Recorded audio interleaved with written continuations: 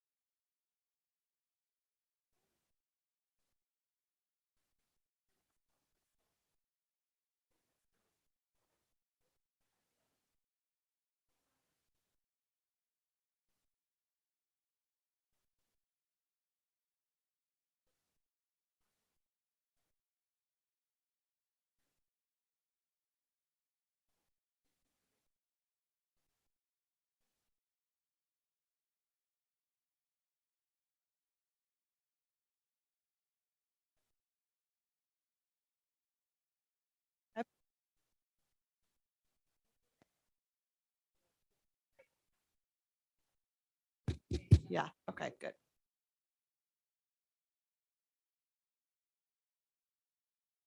Not lit, it's on.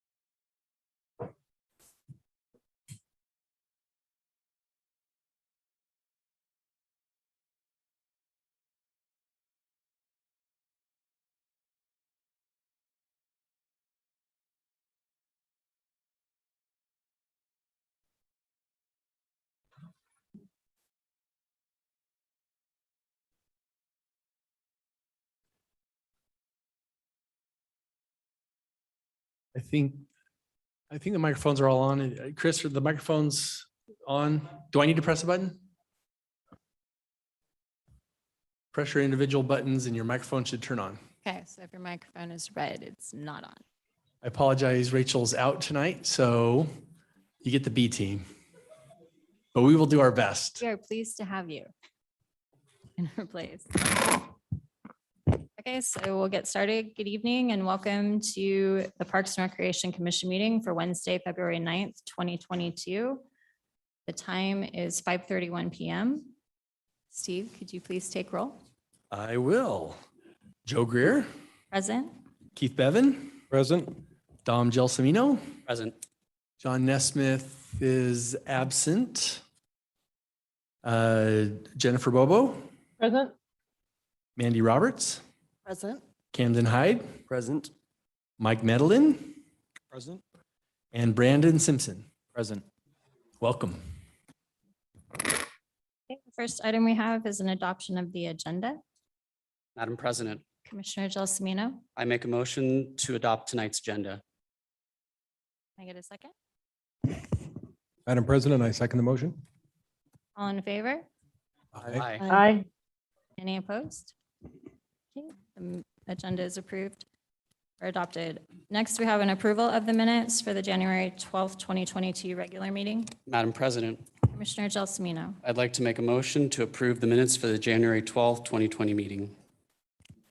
Madam President, Commissioner I Bevan. second the motion. All in favor? Aye. Aye. Aye. Opposed? Okay, the minutes are approved.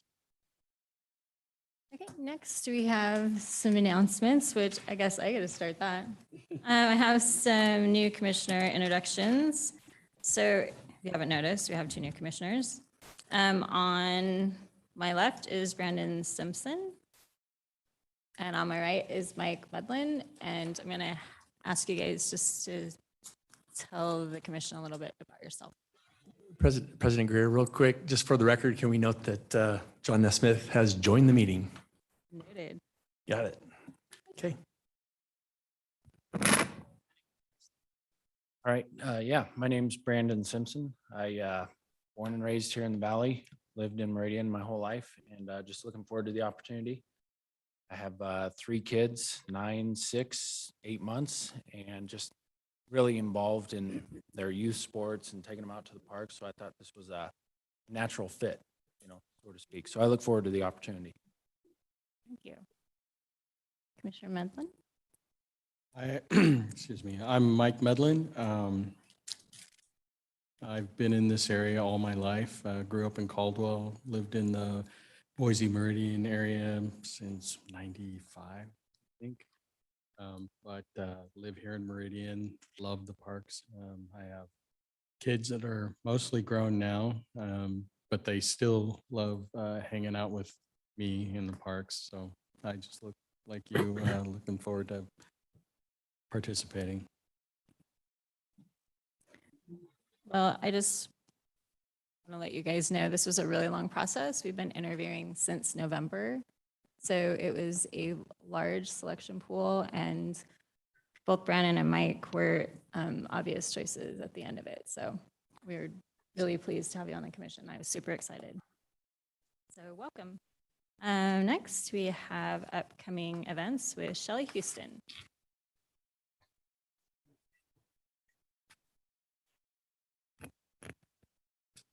I am Shelley Houston. I do like a marketing coordinator. So marketing, communications, I dibble dabble in special events, all things touchy-feely and goody-goody. That's me. So I'll be a familiar face and I give a little update at the start of each commission meeting. And then I disappear into the night to play music bingo. Tonight it's 70s. Yes. I gave you the list that I came up with. We're still a little bit slow because of the weather, but it's starting to pick up and we're starting to get dates attached to special events. We're not going to waste any time. Heck, tomorrow morning's coffee with the mayor. If those of you who are interested or hadn't attended, I know Mandy's kind of interested. It's a chance to go and meet in a casual setting with the mayor and a lot of the department directors. And it's a different place each time. It might be a coffee house or a local business or a restaurant. Who knows?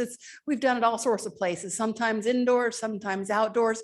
It's a chance to network, to ask questions, to offer ideas. A lot of people who are new to the community come to see what it's about, to meet the mayor, and other people just are looking for a little chance to socialize or have a warm beverage. So Coffee with the Mayor is tomorrow over at the Lucky Perk at the intersection of Eagle and Overland. It's in Silverstone. So stop by if you'd like. Then there's a lot of activities this weekend. February 12th is so popular.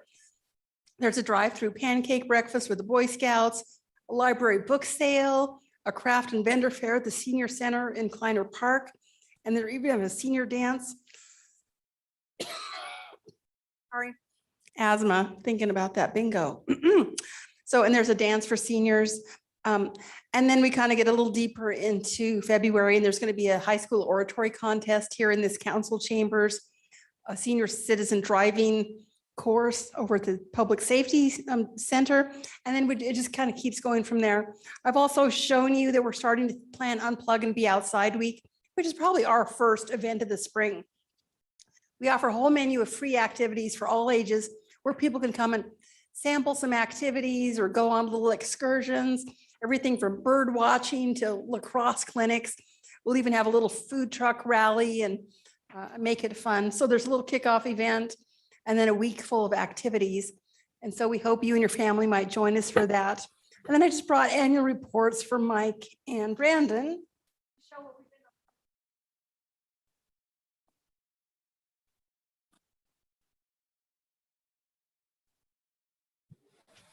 So that's probably it for now. We've got a nice art display up, an Initial Point gallery up on the 3rd floor here at City Hall that you might want to check out. It'll be up for about a month.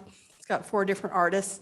So anyway, the wheels are turning and we're really popping into planning mode. So I'll just keep you posted. If you ever during the month have questions or confused about something or need me to paint the picture of what something's like, just call and I'll give you my insight.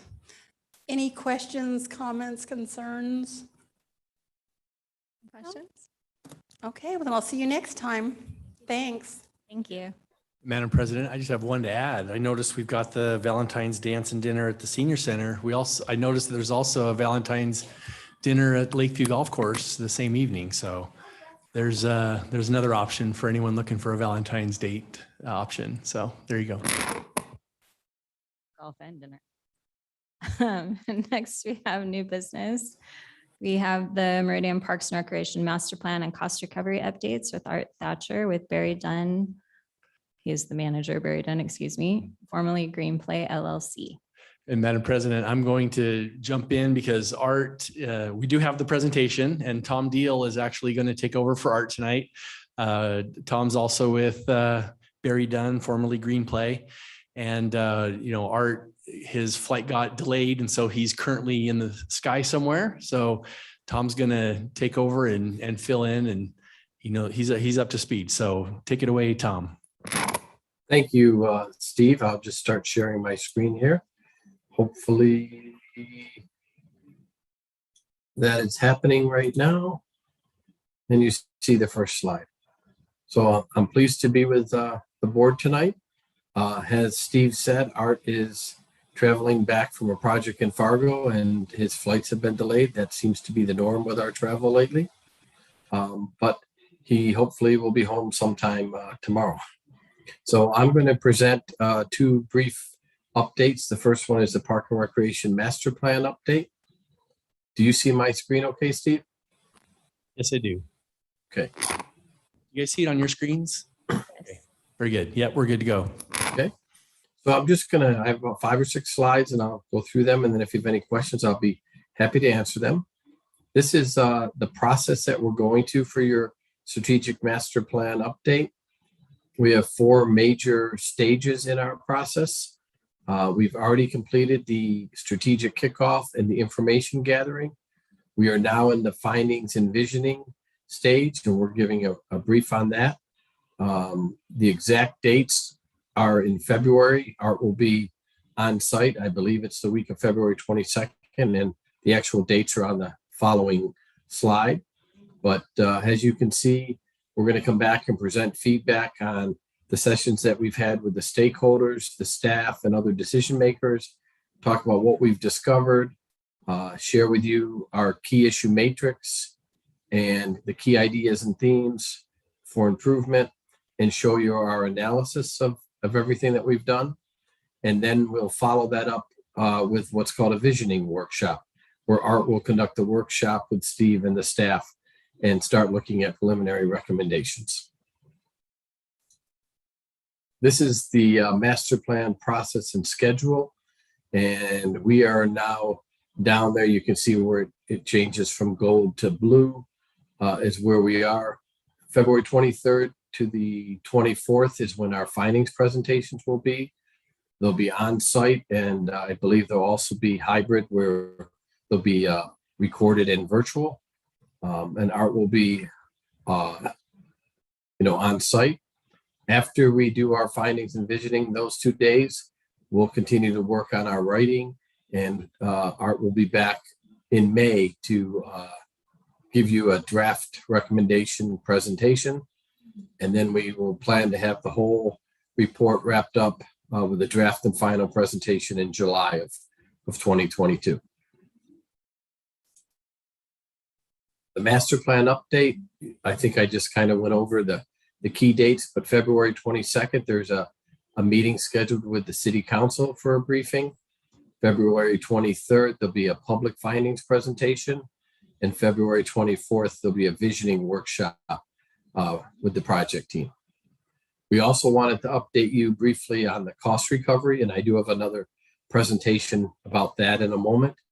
But workshop 1 will be February 10th, and then workshop 2, A and B, will be the last week of April. And Teresa Jackson is leading that for us. We also wanted to update you on the community center feasibility study. That's a project that I'm leading. And we've had several meetings with Steve and his staff, and we're looking to have a community center feasibility study open house and public meeting on March 30th, and I'll be on site for that. The next steps will be our draft recommendations, where we start showing you the things that we believe are the actionable and implementable items that you'll want to look at. And we'll give you some long-term and short-term action items and a long-term vision. We'll indicate any implications that there are from a financial and an operational standpoint. And we'll give you an opportunity to review, and we'll make revisions. And then, as I said, we'll come back and have a final plan that will be reviewed by the staff and the public and the decision makers. And then we'll look to have it approved, and then you can begin to implement it. That is the brief presentation for the master plan update. Are there any questions? Or Steve, was there anything that you'd like me to talk more about? I have a question. When you have the presentations listed, when you say on site, do we know where those are going to be held? I can jump in there. Yeah, the 2 that I'd really like to put on this group's radar for your own calendars are February 23rd for the findings presentation. That will be right here in this room. Okay. It'll be at 6 p.m. It's a Wednesday night. So it's 2 weeks from today, actually. So 2 weeks from today at 6 p.m. right here. Art is coming to town. It will be in person, and it'll probably be an hour to an hour and a half presentation of the findings that specifically come from 2 things. The public survey that we started in November and was open into to the late January. And then they've also been doing the inventory of all the parks and the amenities and their condition and quality. And they do a very deep dive into level of service, not just acres per thousand, but they look at how accessible they are, how good the amenities are. So there'll be a lot of great information coming out of that will be available in 2 weeks on the 23rd. For March 30th, I don't have a calendar in front of me. I believe that's also a Wednesday. Does anyone see I'll tell you in 1 second. Keep talking. March 30th? March. It's a Wednesday. It's a Wednesday. I was thinking so. So on Wednesday, March 30th, The evening presentation will also be here in this room. It'll also be at 6 p.m. During the afternoon, though, there will be an open house that if someone that wants to come and be part of a discussion, more of a hands-on design charrette, sort of more one-on-one interaction, we're going to be set up in the conference room right in the front of City Hall. You walk past it on your way in here. As you come in the front doors directly on the right, the conference rooms A and B. We will have that conference room available in the afternoon for that open house. And then the public meeting will be in here. And just to give you a little bit of information on the community center feasibility study, open house and public meeting, we'll also be looking at the information that we've learned from the survey, our initial engagement and our meetings with staff. And we'll be going through a list of what we think are the programs and the elements or the building blocks for the community center, and have some beginning concepts to share and take feedback. And we will definitely be looking for feedback with meetings that we have earlier with Steve and his staff, and then that afternoon with the public, and then that evening again. I just say that this group's feedback is key to us for that. So we'd love your involvement and your input. It's all these days, it's always difficult to know how many people will turn up for a public meeting. We may get a lot, which would be great. Or we may not, but the more we can get from this group, I think the better feedback we'll get, and we welcome anyone from the public as well. By the way, we're going to start advertising that February 23rd findings workshop probably towards the end of this week. Since it's a couple weeks out, we didn't want to get out too early or it gets forgotten, and we don't want to get too late, but towards the end of this week seems to be about the right timing. I talked with Art this afternoon via email, and he's going to get us some information tomorrow about what to put out about it. So we'll start advertising that to the public here shortly. And would it be okay as we get closer to that March 30th date that we have an email or some type of? Oh, absolutely. There will be, I anticipate that there will be emails and communication about that going out as we get closer. You bet. Thank you. Other questions or comments? Madam President, I was just wondering what time the afternoon session is on March 30th. Is there a time dialed in yet? Didn't we say we were thinking of starting around 11:30 or noon? I think so, and going to approximately either 4 or 4:30. Yeah. Yep. We'll, as we get closer, we'll solidify that, but roughly noon to 4. So we wanted to get set up so that, if people want to come in on their lunch hour, we can do that. And also if, we can just be available during the afternoon as well. We'll need to break at least like at 4 if the meeting starts at 6, so we can compile that information into the presentation that night. Thank you.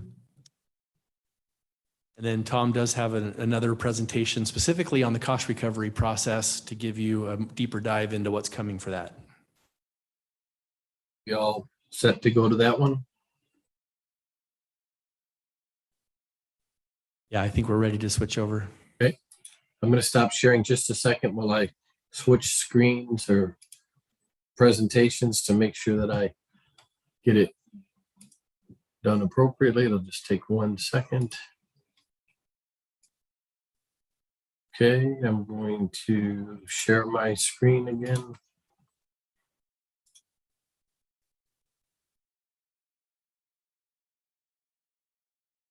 And hopefully you see this presentation in presentation mode again. Yes, we do. Well, thank you. So I am presenting this on behalf of both Art and Teresa Jackson. Teresa Jackson is the person who leads up our cost recovery studies and so forth. So that is going to get started, and we'll go through the dates in a second. She's been doing a lot of research on your programs and your activities. She's reviewed the information that we learned in the survey and in previous studies. an introduction to the pyramid methodology. It's something that when we were Greenplay, we as a company had developed that and have been using that since way back in 2001. If you look here, you'll see a pyramid, and the way that's set up, we look at who it's based on who benefits. And if you look at the bottom of the pyramid, the largest section is who mostly benefits in the community. And then as it goes up the pyramid, you'll see the sections get smaller. So the second section, considerably community benefit. The third section, individual community benefit. The fourth section is considerable individual benefit. And the top is mainly or mostly individual benefit.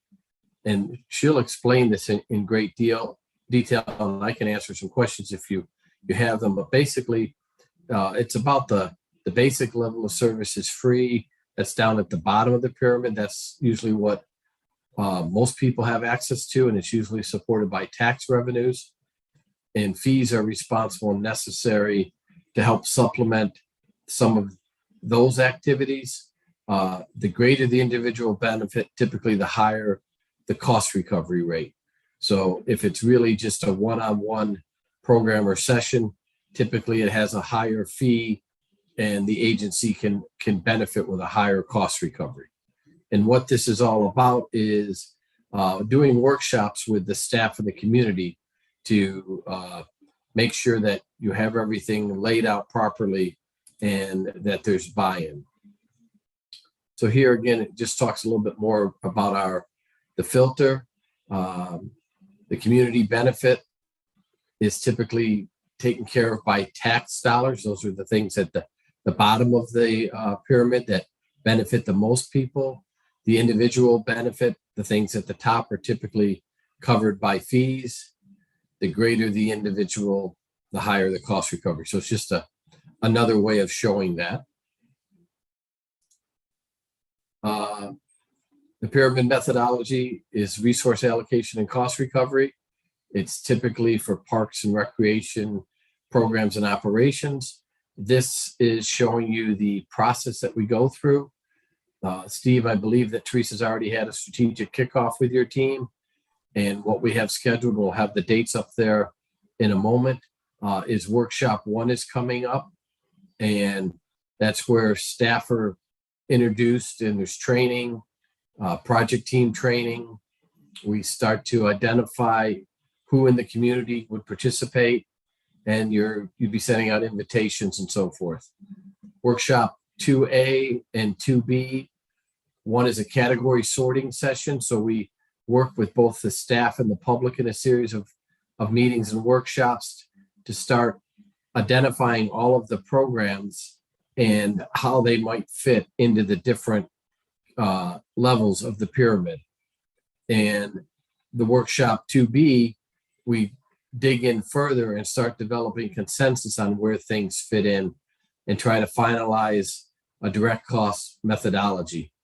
We'll follow that up with a workshop 3 that would have a project team meeting. We'll start talking about pricing and establishing goals for desired cost recovery and develop recommendations and phasing. And then we'll follow that up with a final presentation, giving you, recommendations of what your levels should be, give you information that's defensible, that you've made transparent decisions, and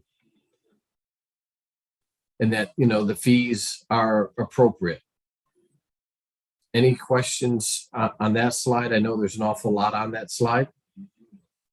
Tom, I can provide some dates for context. That may be your next slide, but Yeah, I think that's oh, there you right go. here. Yeah, so I Yep. won't steal the thunder. Go ahead. Okay, but I think we might need, whoops, we jumped a slide. I apologize. Why did it go blank? Okay, that's the way it is. Yeah. All right. So the SKO workshop, they were held in January and February. The February is the one that's coming up. Do you have the actual dates for those? Yeah, so the SKO happened, the strategic kick, we kicked it off last month. Workshop 1 is tomorrow. And that one's just staff, that's internal to staff. So There's 2 sessions and staff from finance department and parks department, and they're going to be involved in that. It's where we get our homework assignments to get ready for workshop 2, which is where we go out to the public. And we actually do have a date picked at the, we don't have a day, but that last week of April. So a month out from the community center one, which is last week of March. This one's going to be the last week of April. We'll be having another public meeting to talk about our fees. Thank you. All right, and then the next slide is just the wrap up for that, and to see if you have any questions. Any questions from the board? I don't believe we have any questions. I'll just jump in with, from my perspective then, that I'm really glad to see that we're doing this. There's been a lot of interest, particularly among city council, of taking a deeper look at our fees and cost recovery. And I believe that this pyramid methodology is the right model to look at that in. Some things should be subsidized, I believe. Parks are a great example. Some things should have 100% cost recovery, like a one-on-one tennis lesson or something. And there's a wide range of things in between.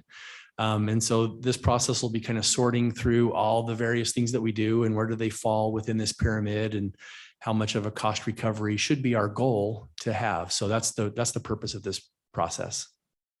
Thank you. Okay. Thank you, Tom. Thank you. And unless anyone has any other questions, I will unshare my screen.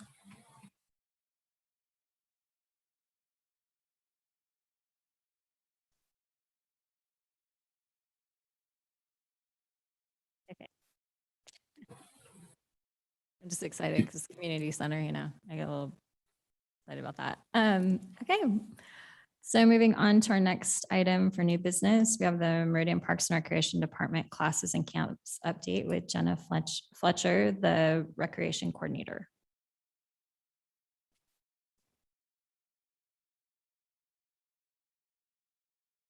Good afternoon, evening, I guess.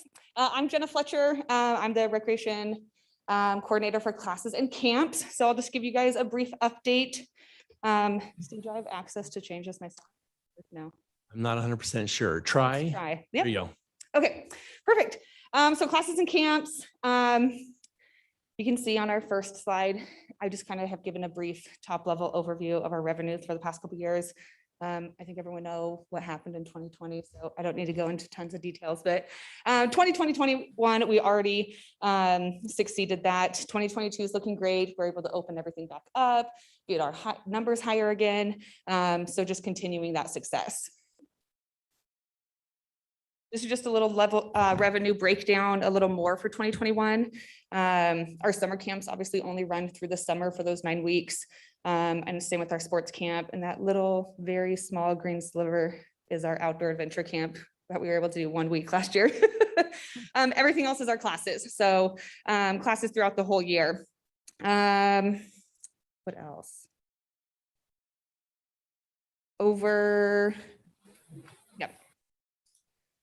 All right, 2021 classes and camp successes. Like I said, 2021, we were just running at 2 sites. Typically we run at 3. With the staffing crisis kind of all around us, it's kind of hard to get back 3 open camps in a safe manner. So we ran for those 9 weeks, which was great. Same with our sports camp, ran through those 9 weeks. And then our outdoor adventure camp, we were able to do that 1 week. Through 2021, though, we were able to offer over 600 classes. So that's January through December. And over 4,000 people participated in classes, which is awesome to see. 2022, so I know it's February, but I'm already looking into the summer. Running at 2 sites again, hoping to obviously get more if I have those staff numbers. Our sports camp will be back at Heroes Park, which we do kind of in western northwest, and then I've moved over to a south side location over at Gordon Harris. Our outdoor adventure camp, which is I'm hoping to bring back again for the whole summer. We do the rafting in Bogus Basin, swimming. That camp typically always fills up every single week. And then our activities again for 2022, tennis, youth art, photography, Legos, fencing, martial arts, just kind of a little bit of everything to get people out and active. What classes do we offer? So not only do I spend my big summer portion on summer camp, I'm still overseeing all of our classes. We have cheerleading, martial arts, photography, pickleball, which is obviously booming. Those classes fill up. Line dancing, yoga, jazzercise. If there are classes that you guys know other cities or communities are doing that you think might be a good fit for us, let me know. Or if there's something that you're might be interested in, let me know. And I will certainly do my research to see if we have a qualified instructor within the city to bring someone else in. Locations of classes, we have our current community center, which you guys have seen. If you haven't been over to the community center, I'd be more than happy to take you over there and show you around. And then of course there's home court. So our community center typically houses our smaller classes, our art classes. It's a more intimate environment. Photography, we do our fencing and yoga in there. And then our home court houses our bigger classes. So our martial arts and our cheerleading and tumbling and pickleball in there. During the summer, we do have our camps are at our schools. So we're currently located at Discovery Elementary and Sienna Elementary. If I have that third site, it's typically Willow Creek, but the school district's obviously great to work with for us to get in there. And then we also run a couple of our classes at some schools during the school year also. This is just kind of an overview of what my schedule looks like at the community center January through May. So this is currently. So we have our main room, which is our big room. And then we have our window room, which is what we call our art room. Obviously heavily used in the evenings. You see there's space obviously in the evenings on some of them during the night, but that's because I only try to put one class in the community center at a time. You want it to be a good, constructive class environment, and having too many classes in there with either kids running in and out or anything like that, it just doesn't make for a quality environment. And then home court, used all the time, Monday through Fridays. So the more we grow, the more we continue to get out of our space. So having a new community center or looking towards a new community center is always great, and bringing everything in-house is always a great option. How do people hear about us? So Shell and I were just talking about this. I think it was 2021, winter 2021 is when we brought the community center or our activity guide in-house. So we used to work with the Idaho Press Tribune. I would get all the content and send it over to Idaho Press. Then they would then create everything. Shell has done an amazing job of now bringing that in-house. It's saving us tens of thousands of dollars also. We put that out 3 times a year. I've already currently started working on our summer guide. So again, it's February, and we're already looking to get that out in April. So that one will be out in April. Our email blasts also, we have access anytime someone signs up, either for an activity or a class or creates a registration. Then they'll type in their email, and then we'll have access to that email address. And we currently have access to about 23,000 emails. So I send out emails typically once or twice a week with either an upcoming class. Shell will send some out for an activity. Renee sends them out for events, just updates, so that gets the word out also. We haven't really seen a drop in numbers and registrations from taking the guide completely online. We sometimes get calls about them, but we just let them know. We'll send them to either our social media or we'll send them to our website, but we really just haven't seen that drop in numbers, which is great. And then social media, of course. Shell does all of our posting. She's great at that. So, and then currently, so again, it's February and summer seems so far away, but I'm working on that summer guide. Shell's my right-hand man with that, getting everything put together and working on that. I hire a summer camp coordinator, which was me at one point. And that's the person that plans and helps me with planning those field trips, hiring my staff, getting all the activities and the calendars put together. So I'm currently doing that. And then planning summer camp 2022. Again, that takes up a big part of my time during the summer. Booking those field trips, getting staff hired, getting my busing contracts made, and then again, keeping track of all those classes and camps that are going on. And that is it. Questions, comments? concerns. So Jenna, are you guys still having an issue with staffing? Oh, yeah. Yeah. I think it's a universal experience right now. Right. So we're currently, I mean, I've posted, so right now I've currently just had my summer camp coordinator position open. A person I would love to start like at the end of February, and then they'll be with me until August. I post everywhere, right? Like, and it's a niche position also because it's part-time right now. It goes full-time in the summer, and then you're laid off in August. So it's a really specific person who has time. We have fallen into we've had great experience in the past couple of years of people who have just, it's fit their lifestyle right now. I had a great person last year. If they come back, I would be more than welcome to that too, but people move on, right? It's a part-time seasonal job. So yeah. And right now we have 0 applicants. So if you know anyone interested, Put that out, but please send them her way. I'll just put that out there. so, yep. And then I have to hire, 20 plus camp counselors for all my camps. So yeah, that's not posted yet. So I'm not there yet. Well, I know, I appreciate everything you do. It's overwhelming just to listen to everything that you have to do it throughout the year. It's great. Yeah, well, you're good at it, so Madam President, yes. just to add to the conversation, I know a big thing that's probably, a source of anxiety for Jenna is the community center. And so just to give a little update on that, we don't have a specific date for when the existing community center will go away, but a developer has been selected. They're in negotiations with the planning department. Tentatively, we expect to lose the community center and see it torn down at the end of the summer, at the end of the summer activity guide that she's working on right now. So come fall activity guide, we'll be looking for places to host classes until a new community center can be built, which is going to take at least a couple of years and 2 to 3 years. So we're trying to make contingency plans and figure out, what our options are space wise. If anybody knows of an empty Kmart somewhere that, is just dying to have someone use it for a couple of years, let us know. But yeah, that's one of the things that I think is important to put out there, that we do anticipate losing the community center this year, and it's going to be 2 or 3 years optimistically before we see a new community center built. That's why we're pushing so hard on Tom, who just presented, to get the community center concept developed so that we can, move that forward into design development and conversations with you and the city council.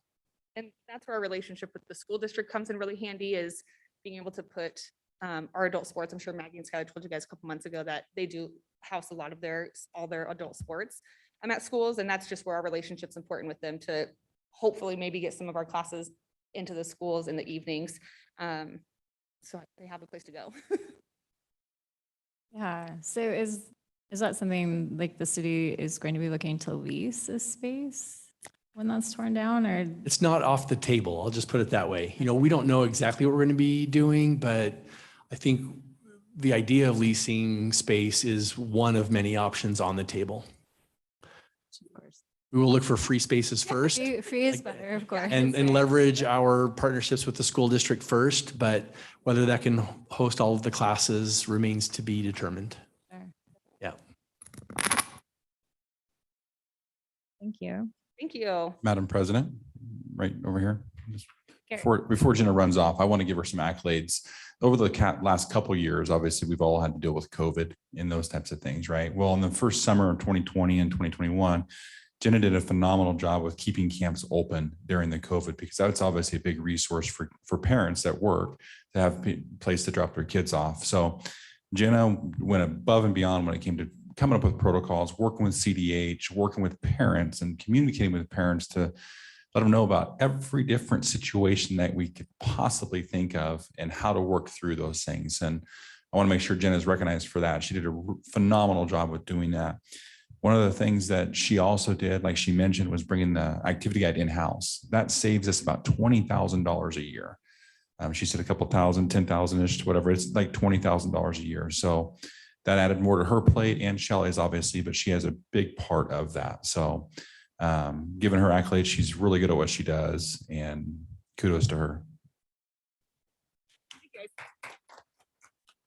Thank you. That's awesome. Okay, so next we have the Meridian Community Pool update with Garrett White, our recreation manager. Follow, so let's see how I do.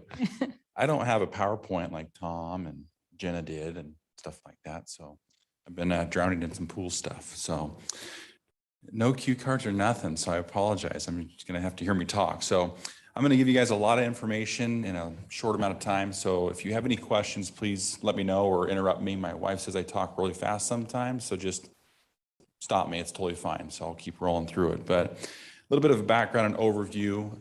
Last night at City Council was a big night. We got some agreements approved, and now we will move forward with actually operating and maintaining the Meridian pool from West Ada Recreation District, which is known as Ward.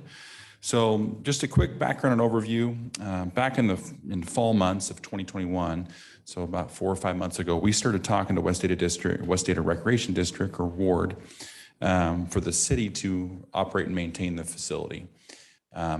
With the pool, also the small park off of Tammy Street, which they call Settlers Village, but we already have a Settlers Park, so we're calling that the small park off of Tammy Street, just for clarification. But in discussions with Ward, our legal team, staff, Ward, all of us kind of came to the conclusion that there was 2 different agreements that need to be made in order for the city to operate and maintain it. One being a cooperative agreement with Ward contributing money or funds of about $1.2 million and some change, as well as the city collecting all the revenues that the pool makes, totaling about $1.5 million or a little over it.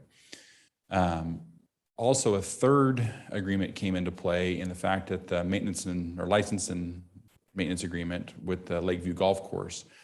The only change to that was the expiration date, the termination date. That got extended to September 30th of 2024 to match or align with all the other agreements that we just did. So to kind of wrap that up, there were 3 agreements: cooperative the cooperative agreement for financial contribution from Ward, the license and maintenance agreement, which actually allows the city to operate and maintain the pool and small park, and then the First Amendment to the license and maintenance agreement of Lakeview Golf Course. So that's kind of how it all started. So there's one final agreement yet to be established, and that's basically the property transfer. If everything goes as is in these agreements, at the end of September 30th of 2024, the intent is for Ward to dissolve and the city to own the pool. So that's just still in the air and still waiting to be constructed, but that's kind of the plan as of right now, the intent behind these agreements. So kind of backing up, going over the pool, when we started talking about taking over the pool, we started diving into it, no pun intended, of looking at inspections and just kind of using our resources to kind of see what we were getting ourselves into. In doing that, I had the pool inspected by Idaho Pool Remodeling, Superior Pools, and Deep Clean Pools, kind of the pool professionals in a sense, to kind of get a detailed report that I could provide counsel in, so we kind of know what we're getting into, like I said. On top of that, I tried to use our friends, our resources, our partners. I had the YMCA, called them. They have pools, right? That's what they do. Their maintenance staff, Mike Kepachinski, Steve says his last name better than I do, so I just call him Mike K from the South Y. He knows a lot about pools. He did pool stuff for the YMCA for years and years and years. And him and his 2 head maintenance staff of all their pools came and inspected it with me, walked through the facility with me, kind of gave me an informal inspection, kind of what they saw in their eyes. And that was extremely eye-opening and helpful to us to fully understand what was going on at that pool. On top of that, I called Nampa Parks and Recreation and the previous aquatics coordinator over there, who's no longer there now, but he moved on. But Brady White came over and just kind of did the same thing as the Y. Gave me kind of an informal tour, just kind of get different eyes on it, or as many eyes as I could on the facility before, just in case, just so we're not missing something. So in doing that, we came up with a couple different items that were of concern. 4 of them were critical to the operations of the pool. I can tell you that those 4 one was just an access prevention, which is just the outside gate was 3 inches too low and 4 inches or an inch too high off the ground, if that makes sense. So we had to lower the gate and then actually raise it. So our park staff has been on top of that and getting that completed for me. And that's actually happening right now. It'll be fabricated and done and extended here and should be up by next week is what I was told. So that'll be taken care of. The chemical room, secondary and ventilation. So the secondary is basically a compartment to where if there's a chemical spill, it gets caught, right? It's kind of like a catch basin for any kind of chemicals that are spilled. So they don't run out onto a concrete path or out into the parking lot type of thing. So it's just a secondary thing that will be installed, but that had to be fabricated to fit inside the small chemical room that's there. So I had to bid that and get that done now. And I've already actually awarded that. So where it's just lead time of getting it fabricated. We have to have the pool operational by May 9th so that we can get our lifeguards trained, everybody in there and operations ready to rock and roll. So in order to do that, I had to award that about 2 weeks ago. So that's already in progress and scheduled to be done prior to our deadline date. So 2 of the 4 are ready to go. The other 2 were the UV systems in there, and that's kind of the help with basically chlorine killing different diseases in the water, the UV systems. Those are old, they don't make them anymore, and you can't find parts for them. So we have to upgrade them and get them done. So the bid for those, along with a couple other items that were found in the inspections that will help with efficiencies, that will help with just the main operations of the facility, are getting replaced. They're getting bid out right now. The bid was advertised last Friday. We had a walkthrough Monday and today, and then the bids are due on Friday, and we're hoping to open them Friday afternoon and award sometime next week to get those going as well. Reason being, the timeline like that, typically we like to give a little bit more time, but it's material and timelines and trying to get them done and the back order and things like that. So that's kind of the quick logistics behind all of the inspections that were done. All I've been doing is pools for like the last 3 or 4 months. So a lot of time goes into that. A lot of effort goes into that. I mean, I have to thank our partners and neighbors. Like I said before, the Y, Nampa, Boise's helped. I was on the phone with Boise for an hour today, just talking about pools. And then all the inspection companies that came out and helped us look. So kudos to all of them. But let's see. Other aspects or other inspections that I still need to get done, and actually I've already started, the diving boards and the diving wells. Right now, 5 years ago, it was kind of pointed out that the diving wells may not be sufficient for the high dive, or the 3-meter dive is what they call it. So we're kind of looking into that to see, kind of assessing that before we get into it, and the city owning and operating it, or really operating it right now, not necessarily owning it. Want to make sure it's safe, right? It meets all the current standards for safety, and that's the ball's rolling on that. I should hope to know in the next couple of weeks what we need to do regarding diving boards, not lifeguards, diving boards. There's also a thing called Virginia or VGB drains. So it's a Virginia Graham Baker drain. So basically it's a non-suction drain for all the pools. It's a requirement now and it's a code and things like that. Those are all typically have to be replaced every 5 years. Well, the pool was renovated and redone in 2017-18. Therefore, we want to make sure they're inspected and done prior to us opening the pool. Right now, the pool cover is on, so I'm waiting for the pool cover to be yanked off in April, and I have a contractor lined up to get those inspected prior to the pool opening. So those are the 2 final inspections. As we get closer and start working into these bids and these different things being completed, I'm sure we'll find some other things that we'll just keep trucking and get them done to where the pool's operational, ready to go by May 9th. So some key dates, just to kind of wrap things up. Next Monday, we're hoping to start advertising for hiring of lifeguards. Jenna was mentioning she hires 20-ish to 25 summer camp staff. I'm trying to hire 43 lifeguards, between 40 and 50 lifeguards to be realistic for that. So if you know anybody that wants to help save lives, hang out at a pool, we'd love to have them advertise. Or work summer camp. I'll throw that one in there too. So we're looking for 65 staff this summer for our summer camp. So, yeah, and that doesn't include park seasonals. Yeah. please help if you know of anybody. So Are there specific qualifications for the lifeguard? You read my mind. 16 or older is what we prefer. So 16 or older, that's really what we need, 16 or older, preferably older. But the reality of it is, once you register, once you apply, we will do a quick interview, make sure you're a good fit for the position. And then we'll send you, right now, the process for lifeguards in general will be sent to a temp agency. That's where we're still working out logistics on that, but that's kind of the plan as of right now. And then once you get hired, we train you. You get trained to be a lifeguard as well as a swim instructor. So all of our lifeguards are kind of cross-trained to do that. There's certain things that you need to learn, obviously being a lifeguard, water safety. On top of that, we do swim lessons. That's kind of a completely different training on what you're teaching kids, how you handle kids in the water and where, touch zones and stuff are. So there's a lot of logistics going to it, but we train you. The pool manager at the facility right now, her name is Willow. She does all the trainings herself. She's certified to do all that. So yeah, the training is there. So this really, if you don't know, it's okay. We train you to answer that question. So with the pool, so does Ward have anything left? Or, well, they still own the facility. oh, We're they just still own it, maintaining we're and just operating. maintaining it, okay. Yeah, yeah.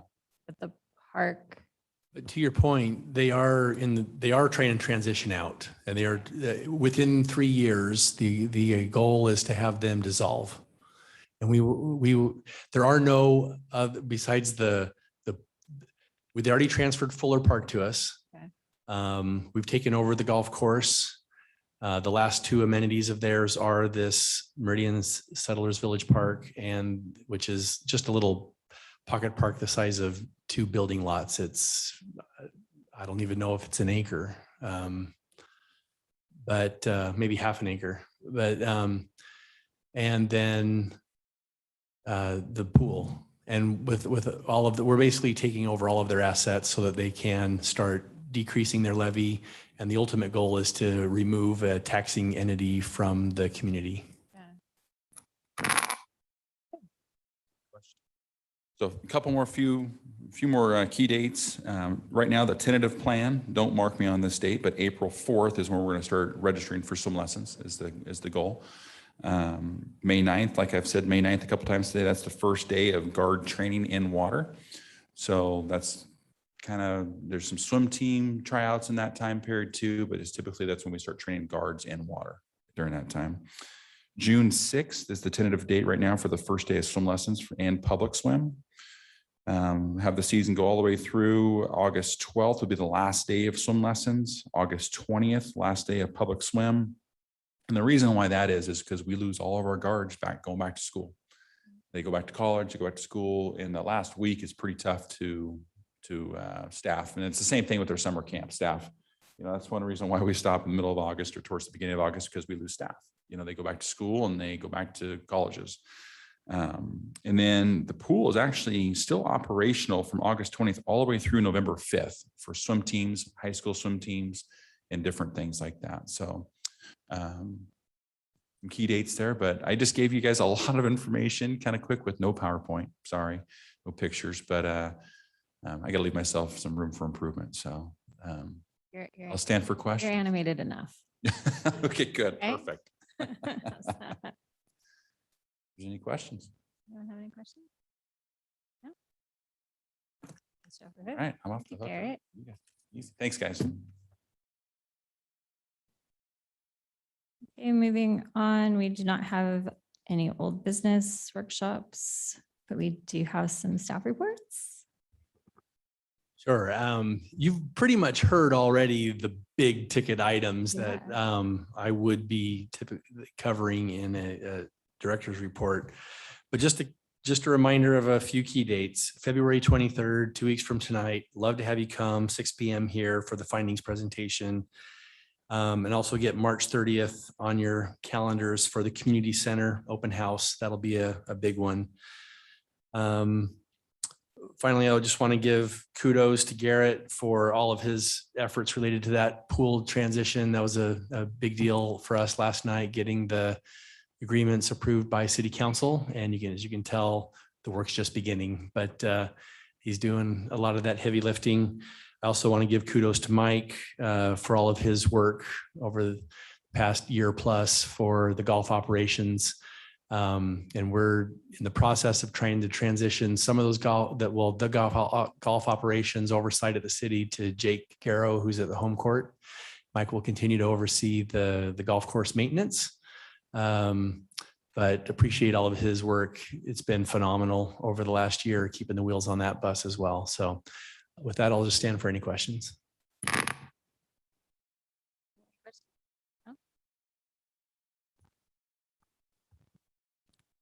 Okay, so I'll give you an update on a couple of things I'm working on, but really I just put another one on the list, and that's planning Garrett's party for November 5th when the pool closes. Yeah, I think that's probably going to be the highlight 6th. of his. I'll actually be in Hawaii, so Oh, Yeah. oh, good. Okay. yeah. Yeah, there's probably 2 good days when it opens and when it closes, and everything else is a blur. But so we're working on the playground replacements that you saw over the last few meetings at Chateau Park and Bear Creek Park. Getting those playgrounds replaced. Lakeview Golf Course, the irrigation system and adding cart paths to the course is out to bid. We're opening the bids on February 22nd. So we have quite a few contractors looking at it. There's at least 5, maybe 6 that have pulled plans. They're golf course builders that go around the country. We've got one that's really, really interested in it. They're going to be aggressive on their pricing. They have an opening in their schedule for this June. So we're kind of fingers crossed. I mean, we'll see where their price comes in at. Maybe able to start that project in June. And starting to work on part of the community center being torn down is the stuff in the Centennial Park is going to get moved. So the restroom building that's there, we're actually going to pick it up and move it to the trailhead. So been working on getting power. There's no power out there. So I've been working with Idaho Power and an electrician to get power installed on site. Pickleball, one of the big things is Discovery Park. Going to break ground in 2 weeks. And that's going to be really exciting. In addition to that, we've been working with the skate park design builder, and we should have a concept to share shortly. They said we met with them a week ago. I think it was last week, and they said they could have a concept to look at in 2 to 3 weeks. So with any luck, the next commission meeting, we can have that on the agenda and share that with you. Also, the bike park design build, we're still scoping some of that. So that's in the works as well. Pickleball, and then the contractor that's doing Heroes Park parking lot remodel. They have some finishing touches to put on that project, landscaping, striping, some stuff like that. So they're going to be back out on site the week of the 21st to finish that off. That's what we got. So I'll stand for questions. So Mike, the pickleball courts that were going in over at Kleiner Park, I know that was through Brighton. Yeah. Have those Still going. still going? Okay. They've been busy and a little bit slow to respond sometimes.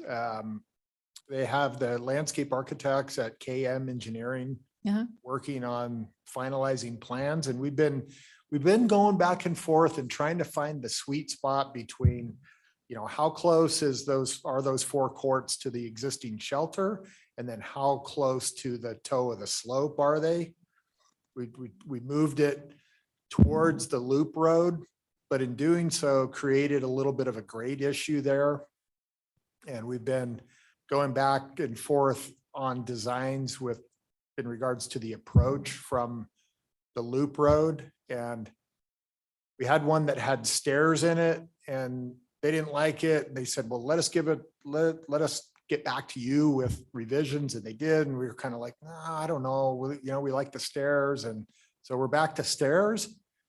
And we should see a final design here in like a week or so. So it's looking like a spring project.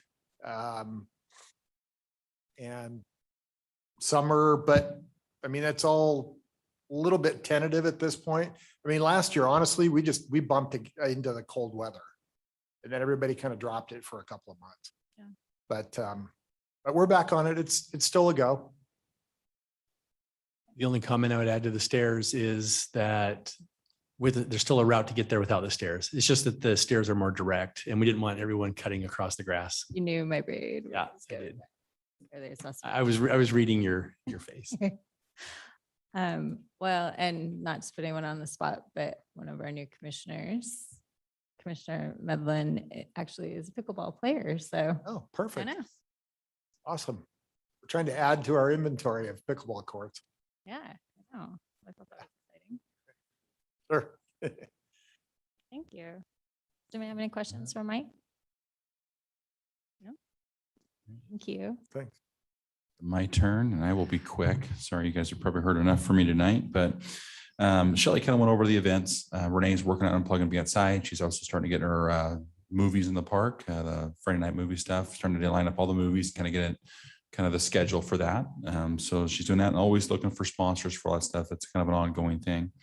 Sports, Maggie and Skylar are both doing or advertising for softball, spring softball. They got volleyball going right now, basketball going right now, advertising for the girls fast pitch tournament over Memorial Day weekend, and doing a lot of budget stuff regarding that and those programs.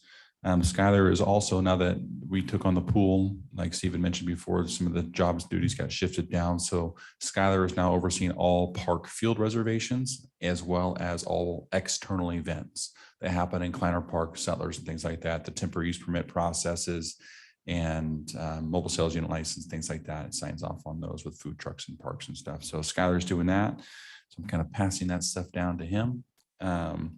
Classes and camps, you obviously heard from Jenna. She's busy and looking for staff just like I am for the pool and for the classes. Home court, they have a basketball, I believe it's a basketball tournament in home court this weekend. But Jake is working on that. He's taken on some of the golf course responsibilities, like Steve had said, and just kind of working on schedules. And as you guys obviously know, right now with the weather being cold, pickleball is happening at home court on all the courts in the morning. So it's pretty busy over there. Arts and culture, Cassandra, if you haven't had the opportunity to meet Cassandra, she is great. She's actually a local artist, right, kind of a well-known local artist. She's been here for now a little over a month and just been a rock star. We're lucky to have her. She's been great, but she's been working on the mural series, 10 Mile Trailhead stuff, and Initial Point Gallery.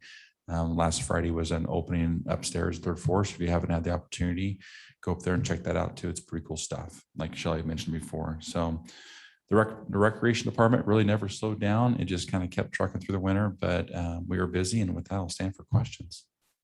Any questions for Garrett? Because they're easy. I was just Let gonna. me off easy tonight. I was going to comment that as Jenna was saying that it's might seem early for summer activities. I'm always thinking about Christmas. So, there. I'm ahead of you there. Okay, Kim? Thank you, Madam President. So I'm the Pathway Project Manager. My duties include maintaining the GIS pathways layer. I manage in-house pathway projects, and then I do a lot of plan review to condition developers to build pathways, just as a quick overview for those of you who might be new. So we have a lot of pathway infill projects going right now. They are small but key sections just to help make connections on priority routes. And they're in various stages of, we've got a lot of plans complete. Our Creason connection, which is north of 8th Street Park, that one is good to go. It's been submitted to purchasing. It's just on deck. We just today heard back on the 2 Linder connections. We've got one at Linder and Ustick, which is our 5 mile pathway, our priority pathway. And then there's another section on Linder that's a bit further north. So we had some red lines. We're going to pick those up. That's in the process of it's almost ready to bid. And then Locust Grove and McMillan, that one's complete. We're looking to do an interim solution to, on Locust Grove at McMillan. There's one section along McMillan that hasn't been paved, and to get ahead of the bigger project on Locust Grove, we're going to go ahead and do a temporary gravel base just to hopefully get on top of the muddy situation for school kids walking from Sawtooth Elementary, just as an interim solution. And then we'll pave that with the bigger project. So those are all moving forward. We have another segment west of the wastewater treatment plant that involves a crossing of 9 Mile Creek and then some pathway stuff. And we're going to do we're hitting the crossing of 9 Mile Creek pretty hard because we need to get that design finished and bid so that we can construct it during the dry irrigation season. So there's a lot going on. I mentioned to the commission earlier that we've been exploring the possibility of an underpass at Star Road. It's an Ada County Highway District project. We kind of approached them and said, wait, you're doing this bridge, it's kind of a bridge for a future road widening. Could we maybe get a pedestrian underpass? So we got an initial report back on that. It's looking expensive. So not surprisingly. So we've asked the consultants we're reframing the problem a little bit. Maybe we won't ask for quite so much. We'll get a cost back to do that, and then seek out some feedback, I think, from the mayor. And I'm not sure it'll even go to council. I'm not sure we'll be able to afford it, but we've definitely been trying. And we also have a project with the Urban Land Institute. That's a group of design and real estate professionals. So we're planning a panel with them. And it's where people come in and they're going to focus on a few problems, questions that we've asked about the pathway system that pertain to branding and identity, wayfinding, equitability, and access. So we're moving forward with that. We're starting to pin down a project area where they can focus their recommendations. I think that will probably be the trailhead, the trail hub, and probably a section of 5 Mile Pathway between there and Rita Husky, and maybe as far as, let's see, that's 10 miles. So it would be Linder Road to really study, and they could make recommendations that we could then apply more broadly across the system. It's looking like that schedule may bump a little bit. We were looking at May workshop, and we're still kind of in discussion and updating the schedule, but the Urban Land Institute might want to push that a little bit later. So we'll keep you posted on that because we would love to have your input. Otherwise, one more comment on the Railwith Trail, which is just west of City Hall. We're trying to do a pathway connection. It's actually north of the rail corridor between Meridian Road and Linder. And Mike and I have been working as creatively as we can to finalize an easement to get access to 3rd Street. And that's been a sticking point. So we've been talking to the Head Start program, Friends of Children and Families, that's near Meridian Elementary over there. And it's been a very long game. We first approached them a couple of years ago. And the best solution would be to trade. We purchased a parcel of land. We're going to trade that to them. And we haven't spoken to them in a while. We can't actually do the trade until next year. So that was a long explanation just to say that I am on an agenda to meet with them again in February, just to remind them of this project and some of the discussions we've had about how we would like to finalize that access so that we can get that project moving forward, because without that we don't have it. So just a touch point, we're picking that up again. I think it's still good, but boards turn over and we want to tell the story again and just make sure it's looking like a possibility for the time when we can do it. So that was a lot. Are there any other questions, be happy to answer. So with the underpass, so are you guys asking for still something to cross or? Yeah, I think with the underpass, I mean, it's a tricky project because it's just a bridge. And then the road widening will happen at some point in the future. So when the road widening happens, there will be a crossing. NACHD would, per their standards, put in a crossing, and we would hopefully have some input as to how to make that as safe as possible. So yes, that would be handled with a widened road. We had looked initially at a scenario where we might just widen the bridge and put a pedestrian underpass underneath that. It just bumped us into a category of, rather than using prefabricated concrete, like they're calling it a stiff leg culvert. I don't know that much about it, but rather than being able to use that, we were having to get into engineering a much longer span. And that was just exponentially more than we had thought. So we kind of went over a threshold there, I think. So we're looking at possibly a separate underpass facility just north of the creek that would be kind of its own thing. I'm not sure that will be a great option, but we're kind of poking around in that, and should be able to report back next month. Thank you. I forgot to mention that's exciting about the restrooms being reused for the trail hub over on 10 Mile. So, but did you stub those? Did you stub it for your facilities? Yeah, Okay. we have water and sewer on site.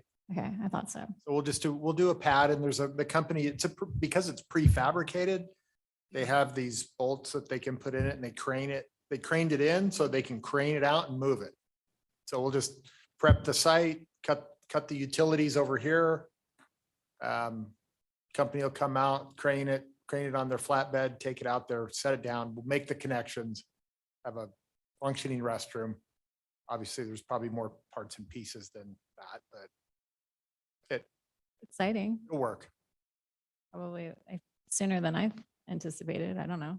Yeah, it's a great spot for it, Yeah. honestly, and to use something that would otherwise maybe be torn down. I mean, to put it to good use, I think it's awesome. Practically free. Yeah, well, sure. Yeah, exactly. Joe's logic. Okay, I think that's it. So with that, thank you for your staff reports and all the information. Our next meeting will be March 9th at 5:30 p.m.